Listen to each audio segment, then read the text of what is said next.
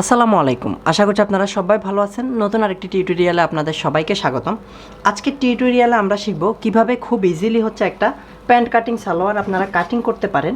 সেটার step by step আমি আপনাদেরকে টিপস অ্যান্ড ট্রিক্সের মাধ্যমে বোঝানোর ট্রাই করব এবং ফার্স্ট টু লাস্ট ভিডিওটা দেখতে থাকবেন। আর ভালো লাগলে অবশ্যই লাইক করবেন এবং শেয়ার করতে ভুলবেন না। তো আমরা প্রথমেই কাপড়টাকে ডাবল ভাঁজ দিয়ে রেখেছি। এখানে এইদিকে খোলা অংশটুকু আছে আর এইদিকে বন্ধ অংশটুকু আছে। তো কাপড়টা আপনার ঠিক যতটুকু প্রয়োজন ততটুকুকে আমরা ডাবল ভাঁজ দিয়ে রেখেছি। আমি প্রায় 34 ইঞ্চি কাপড়কে 17 ইঞ্চি ভাগ করে এটাকে ডাবল ভাঁজ করে রেখেছি। এখানে কাপড় আরও বাড়তি আছে ঘেরের দিকে, তার আমার এতটুকু প্রয়োজন নাই, ওই জন্য আমি পুরোটা রাখি নাই। নেক্সট আমাকে কাপড়টা কোন জায়গা থেকে আমি সালোয়ারটা স্টার্ট করব কাটিং, তো সেখান থেকে মেজারমেন্ট করতে হবে। তো প্রথমে আমি একটা সোজা লাইন দিয়ে নিলাম এর পাশে। এরপর সালোয়ারটাতে যেহেতু আমরা ইলাস্টিক দিব, ইলাস্টিকের জন্য 2 ইঞ্চির মতো কাপড় আমরা রেখে দিচ্ছি। প্রথমেই এই 2 ইঞ্চির মতো কাপড় আমরা প্রথমে আলাদাভাবে রেখে দিলাম। এটা দিয়ে ইলাস্টিকের ফোল্ডিং হবে। তার মানে এটা দিয়ে যেহেতু ফোল্ডিং হবে, তাহলে আমাদের সালোয়ারটা এই জায়গা থেকে স্টার্ট হবে। তাহলে এই জায়গা থেকে স্টার্ট হয়ে সালোয়ারটা কতটুকু লম্বা আমরা প্রথমে সেটাই মেজারমেন্ট করে নিব। আমাদের সালোয়ারটা লম্বা 37 ইঞ্চি। তো আমি ফ্রেমের মধ্যে কাপড়টা নিয়ে আসি ফার্স্টে। এই সালোয়ারটা লম্বা 37 ইঞ্চি, ঠিক এ পর্যন্ত আসতেছে সালোয়ারটা। এবার ঠিক এই জায়গা বরাবর আমরা স্কেল দিয়ে পুরো একটা সোজা দাগ টানবো। সোজা একটা দাগ টানার পর এরপর আমরা নিচের বর্ডারটা কতটুকু মোটা দিতে চাই বা কতটুকু আমরা রাখতে চাই সেটা কমপ্লিটলি আপনার উপর ডিপেন্ড করবে আপনি কতটুকু। আমি 2.5 ইঞ্চি রাখতেছি, যেটা 2.5 ইঞ্চি সেলাই করার পরে 2 ইঞ্চি বর্ডার থাকবে। এভাবে রাখলাম। এরপরে আমরা মেজারমেন্টটা করে নিব। আমি এখানে সালোয়ারের মুখটা বেশি না, 6.5 ইঞ্চির মতো রাখতেছি। 6.5 ইঞ্চি। আর আমি কতটুকু সেলাইয়ের জন্য রাখলাম, প্রায় 6 ইঞ্চির মতো সেলাইয়ের জন্য রেখে দিলাম এই পাশে। আর এদিকের কাপড়টা একটু তেরসা দিবেন, কারণ এটা যখন এদিকে ফোল্ডিং হবে তখন এই দিকের কাপড়টা একটু তেরসা প্রয়োজন হয়। এবার আমরা উপরের দিক থেকে মেজারমেন্টটা করে নিব। সো আমরা প্রথমে এইদিকে সালোয়ারটা কতটুকু লুজ বানাতে চাই সেটার মেজারমেন্ট করব। আমি প্রথমে এইদিকে 13.5 ইঞ্চির মতো রাখতেছি। আর আমাদের এদিকে হাইয়ের মাপটা কতটুকু রাখবো সেটা এখন মেজারমেন্ট করে নিব। তো আমরা হাই কমপ্লিটলি 15 থেকে 15.5 ইঞ্চি রাখবো। তাহলে আমি প্রথমে এদিকে 14 ইঞ্চিতে একটা মেজারমেন্ট করতেছি। আর এই 14 ইঞ্চিতে বরাবর একটা সোজা দাগ দিলাম। আর এই উপর থেকে দাগটা একদম সোজা না টেনে আমি 1 ইঞ্চি তেরসা করে কাটতেছি। 1 ইঞ্চি তেরসা করে দাগ দেওয়ার পরে আমরা এখন এই দিকে কতটুকু ম্যাক্সিমাম লুজ দিব হাইয়ের জায়গাটায়, তো ততটুকু মেজারমেন্ট করে নিচ্ছি। আমি প্রায় এখানে 16 ইঞ্চির মতোই রাখতেছি। তো কমপ্লিটলি 16.5 রাখার পরে 1/2 ইঞ্চি সেলাই যাওয়ার পরে 16ই থাকবে। এরপরে এদিকে হাইয়ের এদিকে আমি একটা রাউন্ড শেপ দিয়ে দিলাম। এবার রাউন্ড শেপ দিয়ে দেওয়ার পর আমরা এখানে সিম অ্যালাউন্সটা রেখে এটা কতটুকু হাইটা দরকার সেটা মেজারমেন্ট করে নেব। এই যে বরাবর 15.5-র মতোই আসতেছে, 200 একটু বেশি আসতেছে। যখন আমরা এটাকে সেলাই করব 1/2 ইঞ্চি, তারপর এটা বরাবর 15.5-15.5-র মতোই আসবে, 15 থেকে 15.5। এই যে বরাবর 15 থেকে 15.5-ই আসবে। এবার নেক্সট কাজ আমরা স্কেল দিয়ে ফাইনাল দাগগুলো দিয়ে দেওয়া। এবার এই উপরের সেলাইয়ের দাগটা আর নিচের সেলাইয়ের দাগটা, দুটোটা দাগকে আমরা স্কেল দিয়ে প্রথমে জয়েন করে নেব। আপনি যদি চান যে একটু স্লিম বানাবেন এটাকে বা ন্যারো বানাবেন সেটা করতে পারেন। আর যদি চান যে না ন্যারো বানাবো না, তাহলে এভাবে শেপ না দিয়ে আপনি একদম সোজাসুজি কাটিং করে নিতে পারেন। এবার আমরা কাটিং করে নেব।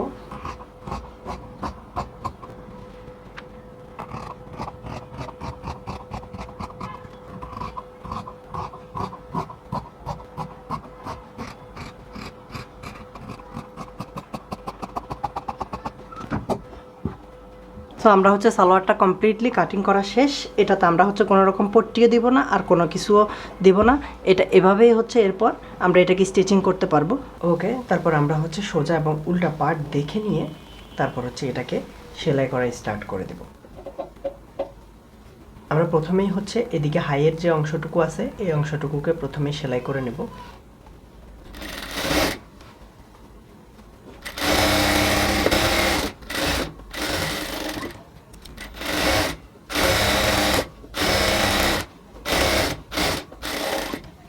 ওকে, দোনোটা পার্টকে কমপ্লিটলি সেলাই করার পর এই দোনোটা পার্টকে ওভারলক করে নিয়ে আসতে হবে। সো আমরা হচ্ছে এটাকে খুব সুন্দরভাবে ওভারলক করে নিয়ে আসলাম। এবার আমাদের নেক্সট কাজ হবে এই সালোয়ারটাকে আমরা প্রথমে সোজা করে নিচ্ছি। সোজা করে নেওয়ার পর আমরা হচ্ছে ইলাস্টিকের জন্য ফোল্ডিংটা করব, বাট ইলাস্টিকের জন্য ফোল্ডিংটা করার আগে এই পাশে আমরা হচ্ছে প্রথমে 1/2 ইঞ্চি করে পুরোটার মধ্যে একটা সেলাই দিয়ে নেব।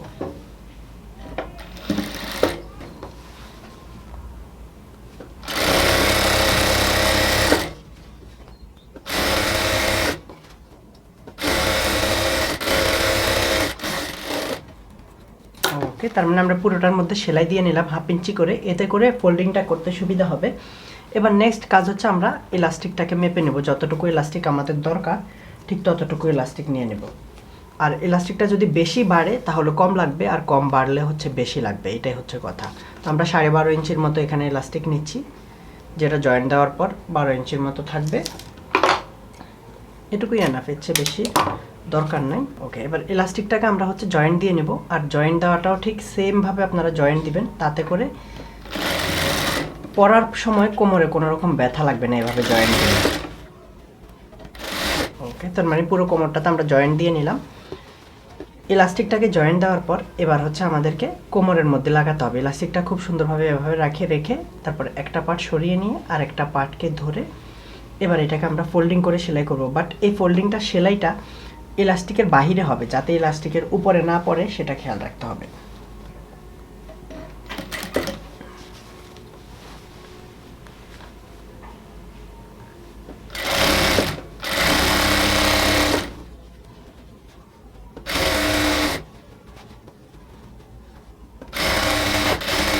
ইলাস্টিকটা যখন কমে আসবে এখন হচ্ছে আমরা এদিক থেকে কাপড়টাকে এইদিকে টেনে ইলাস্টিকটাকে বের করে নিয়ে আবার সেলাই করব। এই জন্যই বললাম যে ইলাস্টিকের উপরে যাতে সেলাই না পড়ে, ইলাস্টিকের উপরে সেলাই পড়লে কাপড়টা কিন্তু মুভমেন্ট করতে পারবে না।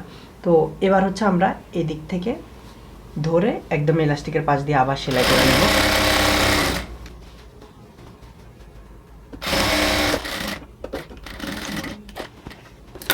ওকে, তার মানে আমরা পুরো কোমরটা সেলাই করে নিলাম। এবার কাপড়টাকে প্রথমে রাফলি চারদিকে ছড়াই নিচ্ছি। এরপর এখন দেখা যাবে যে কোনো দিকে কম আছে কোনো দিকে বেশি আছে, এটাকে সমান করার জন্য আমরা হচ্ছে জাস্ট ইলাস্টিকটা চারদিক থেকে ধরে 4 টান দিলেই হচ্ছে এই কাপড়টা কমপ্লিটলি সমানভাবে চারদিকে ছড়িয়ে পড়বে। এবার ইলাস্টিকটার মধ্যে কাপড়টা খুব সমানভাবে আছে। এবার এই কাপড়টাকে ফিক্সড করার জন্য আমরা ইলাস্টিকের মিডল বরাবর একটা সেলাই দিয়ে দিব, যাতে কাপড় আর ইলাস্টিকটা ফিক্সড থাকে। আর অবশ্যই এই সেলাইটা দেওয়ার সময় দুপাশ থেকে টেনে ধরে সেলাই দিতে হবে। আর যতটুকু কাপড় আপনি কভার করতে পারবেন ততটুকুই হচ্ছে ধরে সেলাই করবেন, কারণ এদিকের কাপড় যাতে এদিকে না যায়, যেখানের কাপড় সেখানেই হচ্ছে কভার করে দিতে হবে। আমি অল্প অল্প করে ধরে ধরে সেলাইটা করে নিচ্ছি। আর সেলাই যে একটা দিতে হবে এমন না, আপনি চাইলে 2টা সেলাইও দিতে পারেন। আমার রাবার অতটা চড়া না, ওই জন্য আমি একটা সেলাই দিচ্ছি।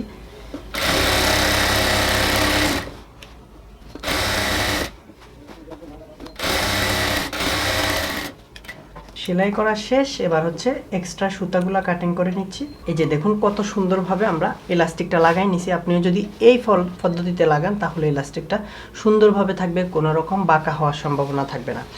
এবার নেক্সট কাজ হচ্ছে আমাদের সালোয়ারের নিচের ফোল্ডিংটাকে সেলাই করতে হবে। সো সালোয়ারের নিচের ফোল্ডিংটা কতটুকু মোটা দিব, আমরা কাটিং করার সময় যতটুকু রাখছিলাম ঠিক ততটুকুই দিব, এর চেয়ে কমও না এর চেয়ে বেশিও না। তো ততটুকু পরিমাণই হচ্ছে কাপড়কে আমরা এখানে ফোল্ডিং করে নিয়ে 1/2 ইঞ্চি পরিমাণ বর্ডার করে তারপরে সেলাই দিব, মানে 1/2 ইঞ্চি ভেতরের দিকে দিয়ে এবার ফোল্ডিংটা করে নেব পুরোটা কাপড় জুড়েই।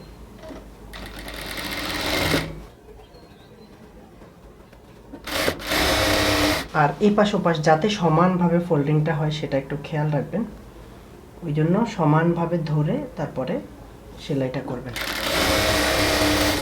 সেমভাবে আরেকটা পায়েও আমরা হচ্ছে ফোল্ডিংটা করে নেব। তো আমরা দোনোটা পায়ে হচ্ছে ফোল্ডিংটা করে নিলাম। এবার জাস্ট সালোয়ারটাকে ডাবল করে আমরা সেলাই করে নেব। মেজারমেন্ট করে নিচ্ছি। আমরা পায়ের মুখটা দিব হচ্ছে 6.5, বরাবর সুন্দরভাবে ধরে লক সেলাই দিয়ে তারপর উপরের দিকে আস্তে আস্তে সেলাই করে আসবো। আপনার যতটুকু কাপড় রাখছেন বা কতটুকু অংশ আপনি রাখতে চান সেই হিসাবে হচ্ছে এই সেলাইটা দিবেন। আস্তে আস্তে ধরে ধরে উপরের দিকে সেলাই করব আমরা, যাতে কোনো রকম কোনো সমস্যা না হয়। আর উপরের দিকে আসলে অবশ্যই এই মিডল পয়েন্টে যাতে দোনোটা জয়েন্ট একসাথে ম্যাচ হয় সেটা একটু খেয়াল রেখে তারপরে সেলাইটা করতে হবে। আর উপরের দিকে আসলে 1/2 ইঞ্চির বেশি সেলাই করার দরকার নাই, কারণ 1/2 ইঞ্চি ইজ মোর দ্যান এনাফ উপরের জন্য। এর চেয়ে বেশি সেলাই করলে বাইরের দিক থেকে খারাপ দেখাতে পারে। আমরা আমাদের সেলাইটা এখান পর্যন্ত এসে স্টপ করে দিব। আর একটা পায়ের হচ্ছে আমরা আবার নিচ থেকে সেলাই করে আসব। তাহলে হয় কি ফিনিশিংটা সুন্দর হয়। অনেক সময় দেখা যায় কি একটা পা বাঁকা থাকে আর একটা পা সোজা থাকে।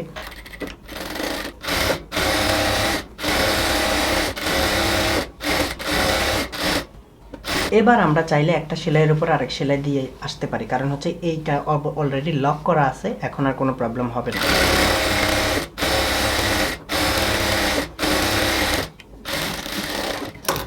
নেক্সট কাজ হচ্ছে আমরা অবশ্যই এখানে যদি বাড়তি কোনো কাপড় থাকে সেটাকে কাটিং করে নেব। এক্সট্রা সুতা থাকলে সেগুলো কাটিং করে অবশ্যই আমাদেরকে এটা আগে ওভারলক করে নিতে হবে।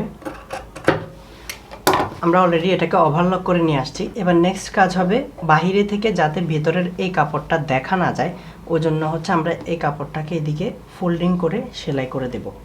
মানে এটা একটু বেশি ফিনিশিংয়ের জন্য আর কি। জাস্ট নর্মাল একটা সেলাই দিয়ে আমরা হচ্ছে এটাকে ভেতরের দিকে রেখে দেব।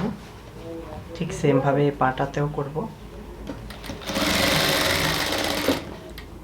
এই যে আমরা কমপ্লিটলি সব কিছু ওভারলক করে এটাকে ফিনিশিংভাবে সেলাই করে ফেললাম।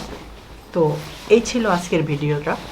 এই ধরনের ভিডিও আপনাদের কেমন লাগে অবশ্যই কমেন্ট সেকশানে লিখে জানাতে ভুলবেন না। ভালো লাগলে অবশ্যই লাইক করবেন, ভিডিওটাকে শেয়ার করতে ভুলবেন না, এবং ফেসবুকে অ্যাক্টিভ থাকবেন। আর ইউটিউব চ্যানেলটা সাবস্ক্রাইব করে সাথেই থাকবেন, কারণ হচ্ছে আমি দুটো জায়গায় হচ্ছে এই ধরনের টিউটোরিয়াল দিয়ে থাকি। তো আপনি যে কোনো জায়গায় অ্যাক্টিভ থাকলে ভিডিওগুলো দেখতে পারবেন।